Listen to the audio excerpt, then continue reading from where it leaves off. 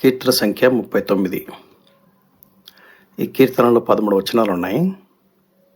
ఈ కీర్తనను 3 భాగాలుగా చేశాను. మొదటి భాగం మొదటి 4 వచనాలు. నా నాలుకతో పాపము చేయకుండానట్లు నా మార్గములను జాగ్రత్తగా చూసుకుంటున్నావు. భక్తిహీనుడు నా ఎదుటను ఉన్నప్పుడు నా నోటికి చిక్కము ఉంచుకుందని అనుకుంటుని. నేనేమియూ మాటలాడక మౌననైతిని. క్షేమును గూర్చి అయినను పలుకక నేను మౌనముగా నుంటిని. అయినను నా విచారము అధికమాయను. నా గుండె నాలో మండుచుండెను. నేను ధ్యానించుచుండగా మంట పుట్టెను. అప్పుడు నేను ఈ మాట నోరారా పలికితిని. యెహోవా, నా అంతము ఎట్లుండునది? నా దినముల ప్రమాణము ఎంతైనది నాకు తెలుపుము. నా ఆయువు ఎంత అల్పమైనదో నేను తెలుసుకొనగోరుచున్నాను. కీర్తనకారుడు ఎందుకు ఆయన మాట్లాడకుండా మౌనంగా ఉండాలనుకున్నాడు?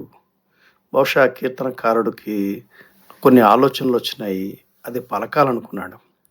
బహుశా నాకేమనిపించిందంటే, గత ధ్యానంలో మనం ఆలోచించినట్లు భక్తిహీనుడు లేక దుర్మార్గుడు తన దురాలోచన చొప్పున, తన దుర్మార్గం చొప్పున ఆస్తిపాస్తులు సుఖ సంపదలు పోగు చేసుకుంటున్నాడు. నీతిమంతుడు నీతిగా న్యాయంగా ఉన్నాడు, అయితే రకరకాల కష్టాలు ఇబ్బందులు ఎదుర్కొంటున్నాడు. ఎందుకు నాకు ఇలా సంభవించాలి, వాడెందుకు అంత సుఖంగా ఉండాలి అని కొన్నిసార్లు వాళ్ళని చూసి ఆశ్చర్యపడుతుంటాం. అటువంటి ఆలోచనలు ఏమన్నా వచ్చాయో ఏమో. మొత్తం మీద కీర్తనకారుడు చాలా ఇబ్బంది పడుతున్నాడు, మౌనంగా ఉండాలనుకుంటున్నాడు, కానీ ఉండలేకపోతున్నాడు. అంచేత ఈ భాగానికి నేను పెట్టిన పేరేంటంటే, పాపం వలన పతనమైన హృదయం నుండి మంచి మాటలు నాలుక ద్వారా పలకలేదు. యేసుప్రభు కూడా అన్నాడు మత్తయి సువార్త 12వ అధ్యాయంలో, హృదయం నిండిన దాన్ని బట్టి నోరు మాట్లాడుతుందని. ఈ భాగం వల్ల నాకు అర్థమైన ఒక పాయింట్ ఏంటంటే, పాపమును బట్టి హృదయం చెడిపోయింది కనుక చెడిపోయిన హృదయంలో నుంచి ఖచ్చితమైన మంచి మాటలు రావు. అది మొదటి భాగంలో మనకు అర్థమైంది. రెండవ భాగం 5 నుండి 9 వరకు. నా దినముల ప్రమాణము నీవు బెత్తడంతగా చేసి ఉన్నావు. నీ సన్నిధిని నా ఆయుష్కాలము లేనట్టే ఉంది. ఎంత స్థిరుడైనను ప్రతివాడును కేవలము వట్టి ఊపిరి వలె ఉన్నాడు. మనుషులు వట్టి నీడ వంటి వారై తిరుగులాడుదురు. వారు తొందరపడుట గాలికే కదా. వారు ధనము కూర్చుకుందురు గాని అది ఎవరికి చేజిక్కునో వారికి తెలియదు. ప్రభువా, నేను దేని కొరకు కనిపెట్టుకుందును? నిన్నే నేను నమ్ముకొని ఉన్నాను. నా అతిక్రమలన్నిటి నుండి నన్ను విడిపించుము. నీచులకు నన్ను నిందాస్పదముగా చేయకుము. నేను చేసినది నీవే గనుక నోరు తెరవక నేను మౌననైతిని. దాన్ని చేసినది నీవే గనుక నోరు తెరవక నేను మౌననైతిని. కీర్తనకారుడికి ఒక అర్థమైన పాయింట్ ఏంటంటే, మాటల వల్ల చాలా ఇబ్బంది వస్తుంది కాబట్టి ఉందాం అనుకున్నాడు. అది అవ్వట్లేదు, హృదయంలో మంట పుడుతుంది.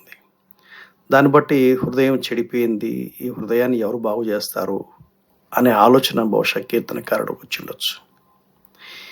ఈ హృదయాన్ని బట్టి మాత్రమే కాకుండా జీవన కాలం కూడా అది పరిమితి గలదై ఉంది.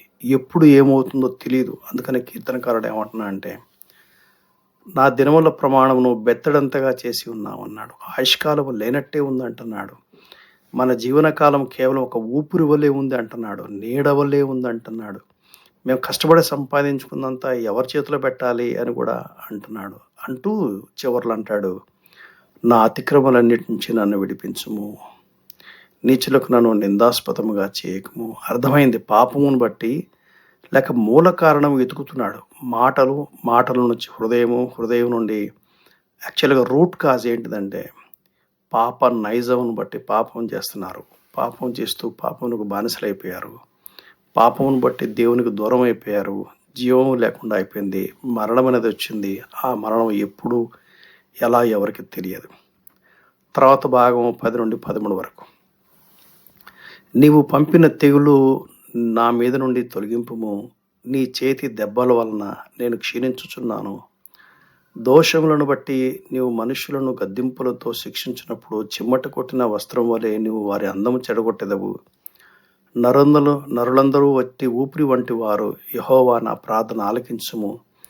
నా మొరకు చెవియొగ్గుము. నా కన్నీళ్లు చూసి మౌనముగా ఉండకుము. నీ దృష్టికి నేను అతిథి వంటి వాడను. నా పితరుల వంటి వలె నేను ప్రవాసినే ఉన్నాను. నేను వెళ్ళిపోయి లేకమునుపు నేను తెప్పలున్నట్లు నన్ను కోపముతో చూడుము.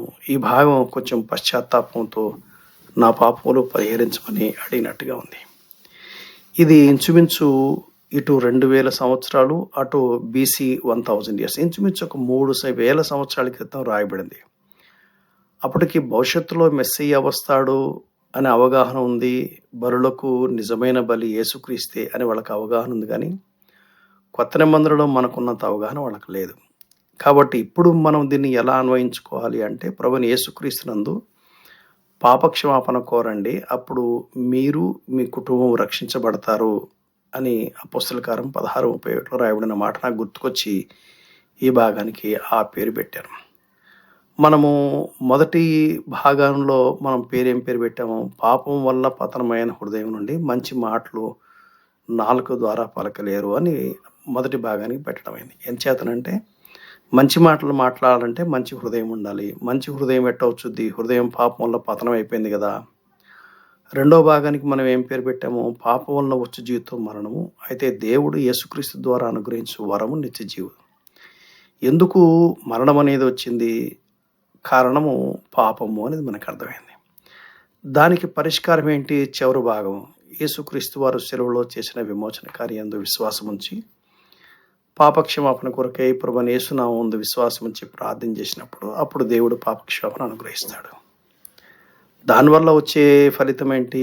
అందుకనే ఈ కీర్తన 39కి పెట్టిన పేరేంటంటే, ప్రభువైన యేసు నందు విశ్వాసము ద్వారా లభించే పాపక్షమాపణ యొక్క ఫలితం రూపాంతరం. ఏమిటా రూపాంతరం? మంచి హృదయము, మంచి హృదయం నుంచి వచ్చే మంచి మాటలు, ఇంకెన్నెన్నో ఉన్నాయి. చివరికి నిత్య జీవం. సమాధానకర్తగు దేవుడే మిమ్మల్ని సంపూర్ణముగా పరిశుద్ధపరచునుగాక. మీ ఆత్మయు జీవమును శరీరమును మన ప్రభువైన యేసుక్రీస్తు రాకడ యందు నిందారహితముగాను సంపూర్ణముగాను ఉండునట్లు కాపాడబడునుగాక. ఆమేన్.